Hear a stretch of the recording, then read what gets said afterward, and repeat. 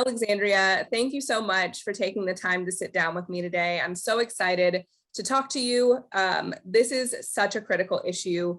You know, at the Kentucky Chamber, we've done a lot of work with Kentucky Comeback, and we are constantly talking about substance use disorder, reentry, things that Kentucky is really focused on in the last couple of years. And right now, there is a bill facing the legislature that would help with some financial aid.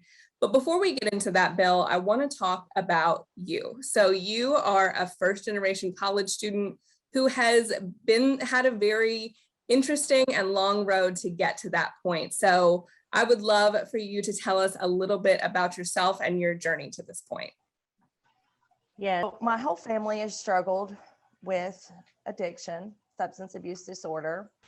My mother actually died of a lethal fentanyl overdose in 2017. She struggled with addiction her whole life. My father shortly passed away after I was released from prison from basically drinking himself to death. I lost my uncle to a self-inflicted suicide after being influenced by alcohol before he did it when I was 19 in 2007. And I myself have been a substance abuse addict since I was 12 or 13 years old. When you were incarcerated, you and I were talking a little bit beforehand, you know, for the longest time, you said you've struggled since you were around 12 or 13. And when you and I were talking, you said at that point in your life, you only kind of saw two roads for your life to go in, you know, and education and a couple of other things just weren't any of them. So at that point, you know, because we know a lot of people in Kentucky struggle right now, you know, and it starts so much younger than we all think that it does. And I think that that's such a good point of why, too, what you think your life might look like. So can you talk a little bit about that? Absolutely. Growing up, I only thought I had a few paths, honestly. I did have uncles in the military, so that was an option. But honestly, having a substance disorder, that was pretty much shot. So the only options I seen viable was I was either going to go to prison or die in the streets. There was no other option for me. You know, I went to school. I did graduate high school, but even there, I was in and out. I wasn't really great at it. So, you know, the streets was where I was at, and there weren't many options. Nobody told me that I would go beyond high school. Nobody emphasized that. So my path was pretty much, I felt set for me from the beginning, was I was going to stay a drug addict. And the best case scenario is I would end up in prison. And unfortunately, that's what happened. So after incarceration, you know, where did things kind of lead at that point? I know that you've been, you know, to recovery facilities, but what kind of changed everything after you got out of incarceration and made you be able to be where you are today? Well, yes, I've been to several long-term treatment facilities. I'm very proud that I'm a graduate of the Chrysalis House. They are amazing. And I've also been to the Healing Place, several other places. But what really did it for me, what brought everything together and broke the cycle, was after I was released from prison, I enrolled in BCTC. And it was an aha moment for me. They just opened the doors. They accepted me because, like I said, I never thought that I could even go to school, especially after I caught my charges. I was like, they'll never take me. I'll never be able to get grant money. How am I going to pay for college? And a friend of mine was like, yes, you can. They will help you. And I was like, no. And I went and enrolled, and they were like, yes, we will help you. We don't care. I was like, why isn't there more people knowing this? Why aren't there more KCTCS and BCTC people in the world that will help other people and give them a second chance? And it was just mind blowing to me. And they didn't judge me, and they took me in, and they just gave me a running start and was like, we don't care about your past. You are here to learn and thrive. And that's what I've done. And I haven't looked back. And I know you've taken on a lot of, not only are you getting your education at this point, I think you're ready to graduate from KCTCS, BCTC in May, but you've taken on so many different roles while you've been there. And, you talked about, when we were talking before, about how after incarceration, you started to feel a little stagnant until this door opened for you, and like you said, so many people don't think it's an option for them. And in this bill, that's kind of what we're trying to get to, is making sure that people know that they could get financial aid, that they can make these things happen for them. But, up until the point that you started and you enrolled, how was that period of time for you, even though you started recovery at that point? So after being released from prison, things were still looking up. I was doing good. I was still sober. I was working my recovery program, but in a sense, I was living the same life, just without the drugs and alcohol and crime. I was working the same dead-end job. I was a server, around the same type of people because they were all still doing the same thing. And I just felt very stuck. I was not going anywheres, and I didn't think I was going to be able to go anywheres, especially because of my record. And I couldn't get above entry-level jobs anywheres because everywhere's I turn, oh, you have a record. Oh, you have a record. You don't have enough training. You don't have enough education.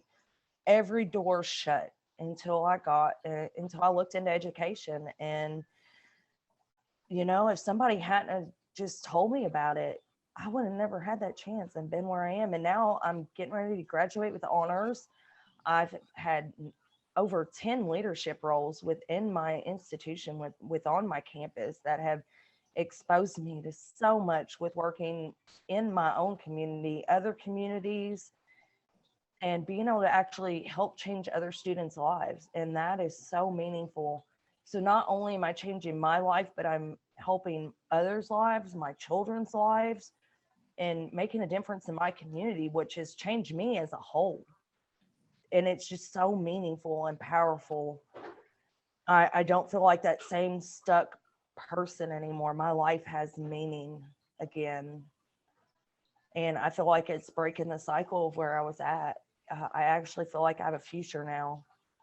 And education has done that for me. That's that knowledge of knowing I do have a future and knowing I have a choice and a path forward. And of all people, me, I got accepted to EKU. So, yay. That's incredible. Congratulations. That's going to be so amazing. Like you said, you've held so many different leadership positions, from SGA to all kinds of different things on campus.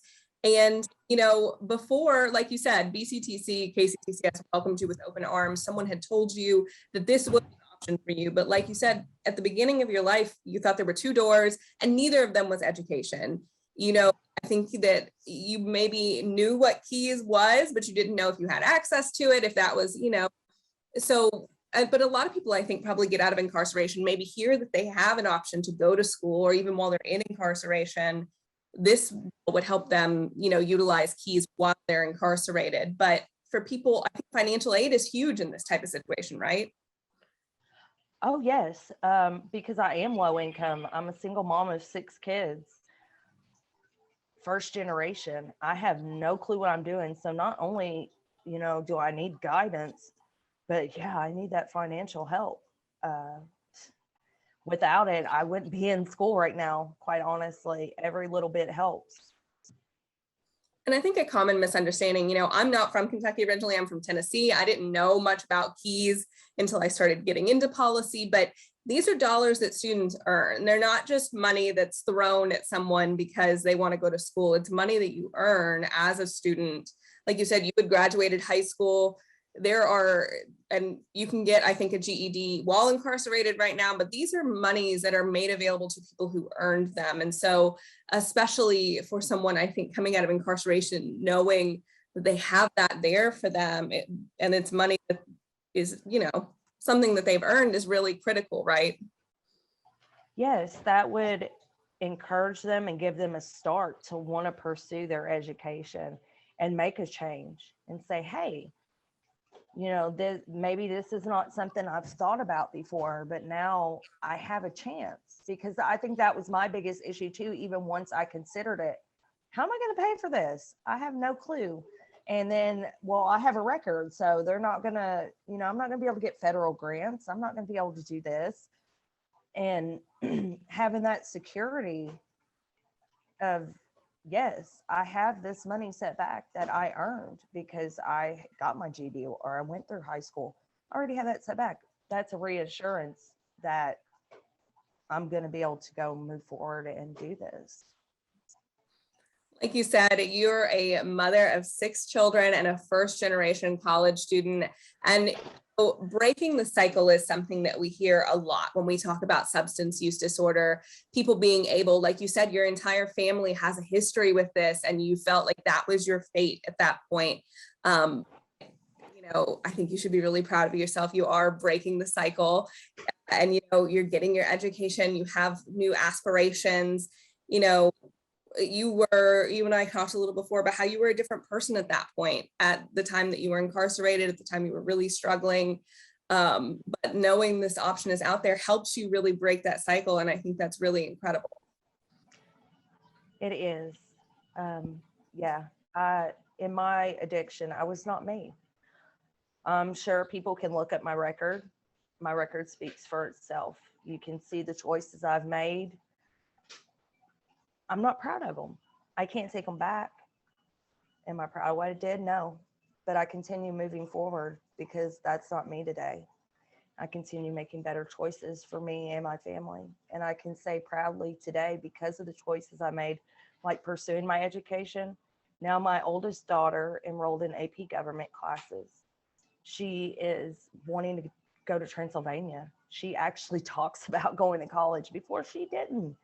And my other daughter wants to go to NYC to pursue dance. She joined the dance team. She's not out running around with her friends in the streets. And that's important for a 13-year-old. She's at the age I was. My son, he inspires to be a police officer and join the basketball team. For someone like my family, that is so important. Like you said, breaking the cycle. And I went from making the most horrible choices to ensuring a lifetime of better choices, not only for me, but my children. And I understand it's hard because a lot of people like myself have made such bad choices. But if someone truly wants to help their community and move forward and help community members move forward, giving them a way to break the cycle and better themselves and get involved in education and learn how to better themselves, give them a more viable way to get in a better job and move above entry level jobs and get away from the old people, places and things, and help their family get out of low income and poverty. I don't see why they wouldn't take that chance and help them. That's the thing. A lot of people feel like they don't have any options, and that's how we get stuck in this cycle. And, I think a common misconception is that people who struggle are just, low income. This is kind of what they come from. I just lost my uncle last year. He finally succumbed to his lifelong struggle with alcohol. I'm from Tennessee, a nice part of Tennessee where, substance use disorder is affecting everyone of every socioeconomic class at this point. You know someone or have a family member who has struggled with substance use disorder or even likely been incarcerated at this point. The majority of people in this country have experienced some kind of connection to it. And so I think it's, policies like this one that will help us get people back into the workforce, because again, like you said, you want to get more than an entry-level job. You want to have a career, and this now opens that door for you. It does. And addiction does touch more than just the lives of low income, and it touches everybody's life. It does not discriminate. Just my story in particular, that's where it comes from. Is there anything else we haven't covered about, what you want people to know about someone who's struggling with substance use disorder, how the bill would help people who want to pursue an education like you've been able to do for yourself? anything that you want to share with people. I believe this would emphasize a hand up, not a hand out. Give people a chance. Just extend. I believe this bill would be an extension of helping them up instead of just, the continuous cycle. Absolutely. And again, I want to thank you so much for sharing your story, because it's so incredible. And again, people suffer in silence, and that's how we get into these positions. When people see someone like you who has put their past, you, like you said, you know what happened, you own up to it, you regret some of the things that you've done, but you're moving forward and you see a brighter future for yourself. And sharing that is what helps people see it for themselves as well. So I want to thank you for being so brave and sharing your story with us. Well, thank you. I appreciate that. And I appreciate the opportunity to share it. And I hope it helps. I truly do. If I can be a part of the community and help in any way and have a voice, that's what I want to do.